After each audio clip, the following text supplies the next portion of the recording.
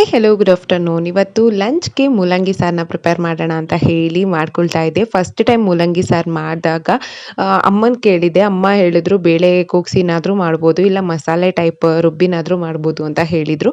But ನಾನು ರುಬ್ಬಿ ಮಾಡಿದ್ದೆ, ಅಷ್ಟೊಂದು ಚೆನ್ನಾಗಾಗಿರಲಿಲ್ಲ. ಇದು ಸೆಕೆಂಡ್ ಟೈಮ್ ಮೂಲಂಗಿ ಸಾರನ್ನ ಮಾಡಿದ್ದು ನಾನು.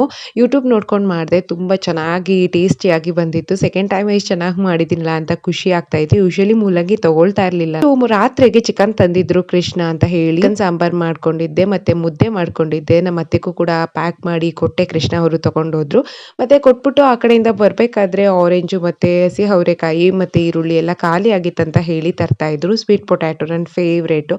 ಸೊ ಎಲ್ಲ ತಂದಿದ್ರು. ಮತ್ತೆ ಹಸಿ ಅವರೆಕಾಯಿ ಸೀಸನ್ ಇದ್ದಾಗ ತಗೋಬಿಡ್ತೀವಿ. ಸೊ ನಾನು ಬಿಡ್ಸಕ್ಕೆ ಅಂತ ಹೇಳಿ ಸ್ಟಾರ್ಟ್ ಮಾಡಿದೆ. ಸಂಜೆ ಆಗಿತ್ತು. ಸಂಜೆ ಆದ್ಮೇಲೆ ಟೀ ಮತ್ತೆ ಮೋನುಗೆ ಹಾಲು ಇಟ್ಬಿಡೋಣ ಅಂತ ಹೇಳಿ ಪ್ರಿಪೇರ್ ಮಾಡ್ಕೊಳ್ತಾ ಇದ್ದೆ. So that's it for the day.